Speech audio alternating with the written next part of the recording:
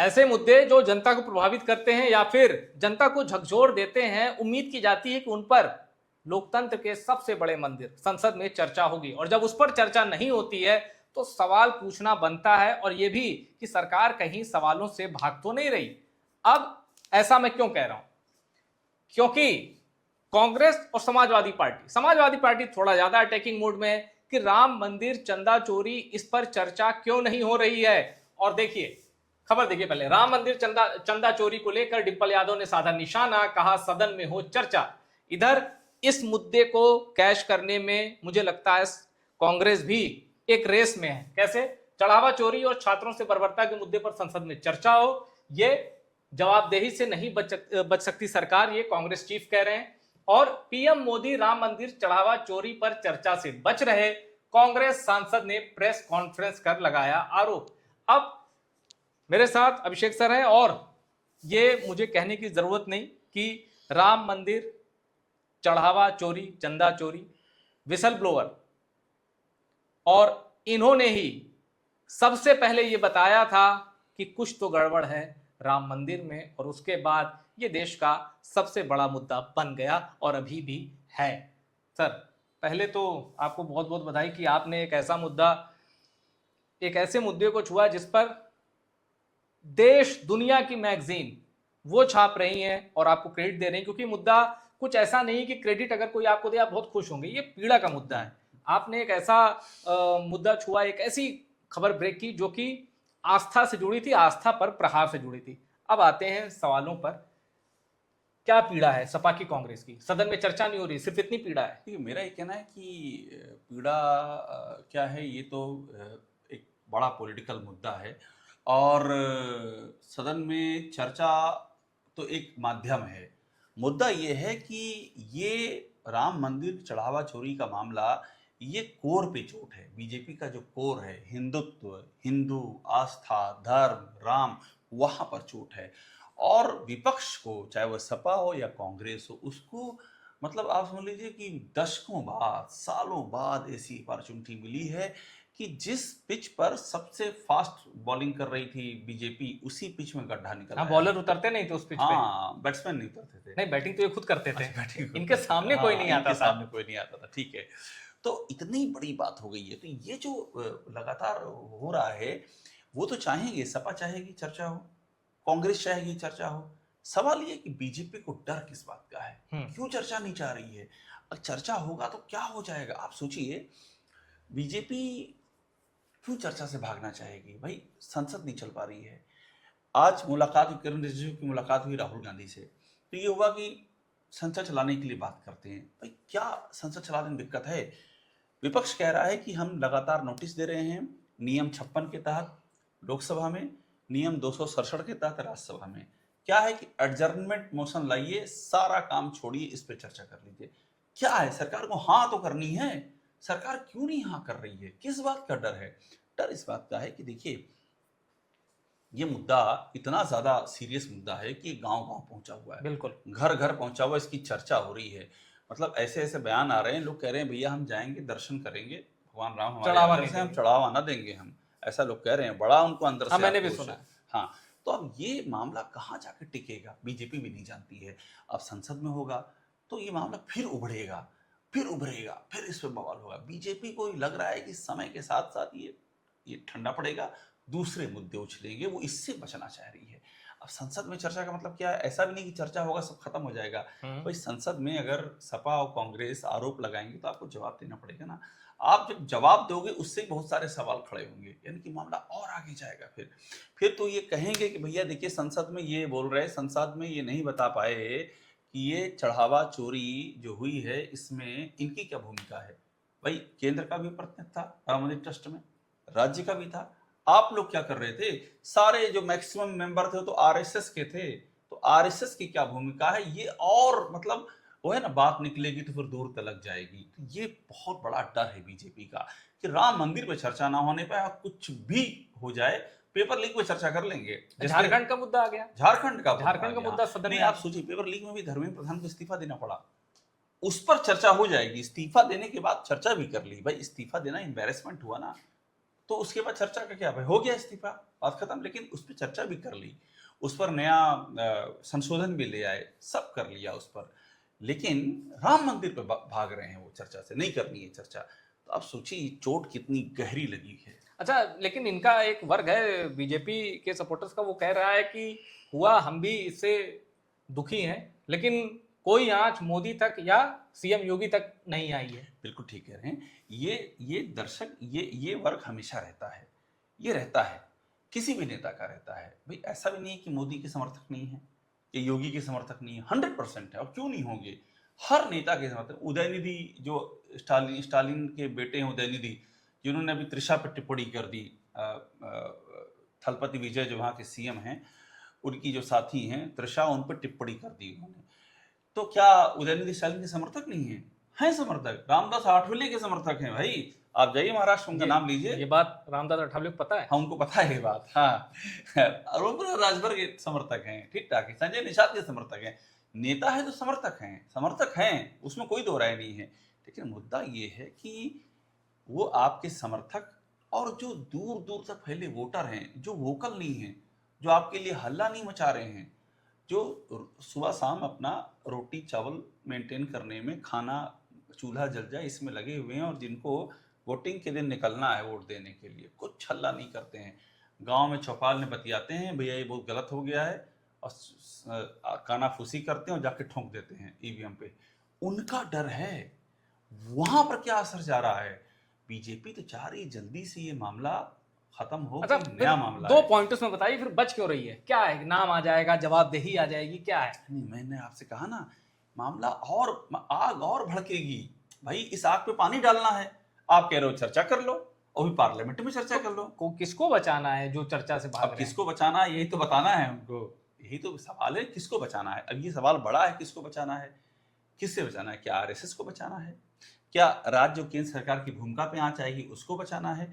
या फिर ऐसा तो नहीं है जो सवाल उठ रहा है कि भैया चढ़ावा चोरी आज की बात नहीं है, जब से आंदोलन चला रहे हो तब से तो पैसा इकट्ठा हो रहा है, शिलाएं आ रही हैं, चांदी की चीजें आ रही हैं, सोना आ रहा है, कहाँ गया? तो मतलब पूरा आंदोलन ही डिस्क्रेडिट हो सकता है। ये भी एक अंदेशा है, ये बड़ा खतरा है। और सर, इसमें कोई शक नहीं कि एक से एक सरकार के खिलाफ खुलासे हुए, मंत्रियों से लेके उद्योगपतियों से रिश्ते तक। लेकिन एक होता है कि कष्ट होना किसी खुलासे से, किसी घटना से। बीजेपी के समर्थकों को इस खुलासे से कष्ट हुआ है। बिल्कुल हुआ है, क्योंकि और ये बीजेपी को पता है हुआ है। आस्था पहले, बीजेपी बहुत बाद में। हाँ, बीजेपी से आस्था नहीं हाँ, है, जाहिर सी बात है। तो ये आस्था पे जो प्रहार हुआ है, इससे लोग द्रवित हैं। बिल्कुल, और वो मतलब द्रवित भी हैं और विचलित भी हैं, दोनों चीजें हैं। आक्रोशित है कि नहीं? हाँ, जाहिर सी बात है, आक्रोशित भी, द्रवित ही और विचलित। मतलब ये जो आदमी विचलित है वो रास्ता बदल सकता है। तो डर इस बात का सीएम है। साहब तो कह रहे हैं कि जिन्होंने 1 रुपया राम मंदिर के लिए दान नहीं किया, उनको क्या कष्ट है? भाई वो सीएम, हाँ, वो चोरी पे हल्ला मचाए हुए हैं। सीएम साहब किसके लिए कह रहे हैं? सपा के लिए कह रहे हैं, कांग्रेस के लिए कह रहे हैं। हल्ला भी तो वही मचाई रहे हैं। हम, हाँ ठीक है, कह लीजिए। लेकिन सीएम साहब को वोट कौन देगा? सपा नहीं देगी ना कांग्रेस देगी। वोट तो उनके वोटर देंगे। पता नहीं उनके दिमाग में क्या चल रहा है, कौन जाने क्या चल रहा है। लेकिन प्रथम दृष्टया परेशान है वो भी, ये क्या किए हैं। जबरदस्त परेशान है, जबरदस्त परेशान है। इसीलिए बचना चाह रहे हैं और वो। परेशानी का सबूत क्या है? परेशानी का सबूत ये है कि सचिन यादव हैं, विधायक समाजवादी पार्टी के, इन्होंने एक पोस्टर लहराया, सतीश महाना भड़क गए, कहा कि निकालो बाहर पूरे सत्र के लिए। तो मानसून सेशन ये विधानसभा में आपको दिखेंगे नहीं। और देखिए, राम मंदिर चढ़ावा चोरी और जमीन सौदों पर सपा सांसदों का प्रदर्शन, संसद में चर्चा की मांग की। और कांग्रेस भी विधानसभा में भी छोड़ नहीं रही। 2 ही एमएलए हैं सर, 2 एमएलए हैं उत्तर प्रदेश में। अब देखिए, उसमें सदन समय से पहले स्थगित कर चर्चा से भागी सरकार, राम मंदिर चढ़ावा मामले पर जवाब दे। अच्छा, फिर ये बताइए, लोग कहते हैं कि दिल्ली लखनऊ में सही नहीं है, तो यहाँ तो ढंग से चर्चा हो जाती है विधानसभा में, यहाँ भी भाग गई सरकार बकौल कांग्रेस। इस मामले में सही है, इस मामले में दोनों को पता है कि नहीं होने देना है। यहाँ ठीक है, यहाँ दोनों में कोर भाई, यहाँ है तो बीजेपी ना, तो यहाँ तो जड़ में मट्ठा पड़ रहा है, दोनों जगह पड़ रहा है। यहाँ ठीक है। अच्छा ठीक है, अब बात होगी इस पर एक रहना, बाकी से लड़ लेंगे। ठीक है। तो मानसून सेशन में आप ये मानते हैं कि ऐसे ही चला जाएगा? मुझे देखिए, अभी क्या है, एक बात हुई है, मैं संसद की बात, यहाँ तो गया, ये तो गया। यहाँ तो यूपी में सत्र ही होता है, 3-4 दिन का होता है। एक दिन किसी के कोई नहीं रहा, उस पर मामला स्थगित होता है। एक दिन योगी जी का भाषण होता है, उस पर चीजें होती रहती हैं, एक दो बिल आ जाते हैं, हो गया। बीच में स्पीकर साहब कुछ लोगों को बाहर करवा देते हैं कि अल्लाह गावा कर रहे हो, खत्म हो गया मामला। लेकिन यहाँ मेरी जानकारी ये है कि गवर्नमेंट को FCRA का बिल भी लाना है, इंपॉर्टेंट है वो, हाँ हाँ, फॉरेन कंट्रीब्यूशन रेगुलेशन। कहाँ कहाँ उसके तार जोड़े गए, कहा कि CJP वाला उसी लिए था। अरे भाई वो तो उसमें पत्रकारों का भी है, पत्रकारों को फॉरेन फंडिंग नहीं मिलेगी, एडिटर्स को, ये सब चीजें भी हैं उसको, तो वो भी लाना है उनको। अब या मतलब एक बिल जो भविष्य में आना था, न्यूज क्लिक वाले उसमें अंदर चले गए। हाँ, उसमें चले गए, जो भविष्य में बिल आना पहले चले गए वो इसलिए आ गया कि आपने डाइवर्जन किया है, इसलिए वो उन पे ये आरोप लगा कि आया किसी काम के लिए था आपने, भाई उसका FCRA का ये कि जिसके लिए पैसा आए उसके लिए इस्तेमाल कीजिए, आरोप लगा किसी और के लिए, क्या व्यक्तिगत के लिए क्या, खैर वो अलग इशू है। ठीक है। तो अभी क्या है कि बात हो रही है कि FCRA पर चर्चा हो और उस पर अमित शाह बोलेंगे, अपनी बात कहेंगे, तो जब एक रास्ता निकलेगा तो एक सदन में आएंगे, सदन में आएंगे। ये बात आज ये बात हुई है, अब वो सफल कितनी होती है नहीं पता है, विपक्ष मानता है कि नहीं पता है, क्योंकि वो तो कह रहा है FCRA छोड़ो, राम मंदिर पे आ जाओ जरा पहले, और पायलट गन पे भी कह रहे हैं। हालांकि पेपर लीक वाली चर्चा में उसका जिक्र हुआ है, पायलट गन का, वो तो लोगों ने उस पर तो सवाल खड़े किए हैं, राम मंदिर पर तो चर्चा नहीं हुई है। तो आपने पढ़ाया भी समाजवादी पार्टी का पढ़ाया, आपने पढ़ाया अभी कांग्रेस का भी पढ़ाया। पीछे पप्पू यादव ने आकर के, थोड़ा पप्पू यादव के आने से बीजेपी को राहत मिली, उनको लगा पप्पू यादव आ गए हैं, अब हम पप्पू यादव के कंधे पर रख लेंगे बंदूक कि पप्पू यादव का मतलब क्या है, अपमान कर रहे हैं हिंदुत्व का और भगवान राम का अपमान कर रहे हैं, जो बीजेपी की बड़ी ही फेवरेट ब्रह्मास्त्र है कि किसी से नहीं, अगर मामला बन रहा है उठाओ दाग दो कि ये तो रामद्रोही है, ये तो राम को काल्पनिक बताते हैं, ये तो पुजारियों का अपमान कर रहे हैं। ये भी बीजेपी ने करके देख लिया, लेकिन वो एक दिन चला, उसके बाद वो भी चला गया। तो कहानी ये है ना कि ये जो संसद में चल रहा है, इसके पीछे एक बड़ी मास है, फैला हुआ है देश भर में, यूपी भर में नहीं, पूरे देश में फैला हुआ है। साउथ से लोग पूछ रहे हैं, और मतलब मैं अपनी बात बताऊं आपको, मेरी फेसबुक पर तो मैं भाषा नहीं पहचान पाता हूँ, कहाँ कहाँ से कमेंट आ जाते हैं, फिर ट्रांसलेट करके देखता हूँ। बहुत लोग साउथ के हैं पर वो हिंदी में आके लिख देते हैं, इंग्लिश में लिख देते हैं। तो ये जब एक छोटा सा मैं अपना एग्जाम्पल दे रहा हूँ कि कहाँ कहाँ से आ रहे हैं, तो कहाँ कहाँ से मास लेवल पे आ रहे होंगे, ये एक बड़ी समस्या है। अब 27 पे आ जाइए ना। हाँ, 27 पे इसका क्या इम्पैक्ट? देखिए 27 ही इसका सबसे बड़ा लिटमस टेस्ट है। 27 मुद्दा बनाएंगे सपा, और मतलब 27 ही लिटमस टेस्ट है इसका। अब देखिए अच्छा, सपा का ये मुद्दा है कि सबसे बड़ा मुद्दा है? सबसे बड़ा मुद्दा है।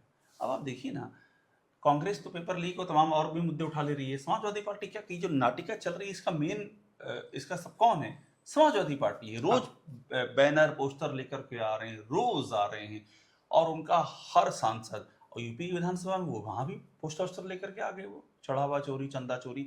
समाजवादी पार्टी एक दिन के लिए नहीं छोड़ रही है, और सपा इसको उठाएगी और जम करके उठाएगी। अब नतीजे बताएंगे। देखिए अगर नतीजे सपा के फेवर में आए तो आप समझिए, एनालिसिस तो ऐसे ही होता है ना। अब प्रशांत किशोर जीत गए, मतलब वो फोर्थ बनेगा ये? नहीं, आप सोचिए ना, प्रशांत किशोर जीत गए, हाँ। तो सारा एनालिसिस नितिन नवीन के खिलाफ चला गया ना।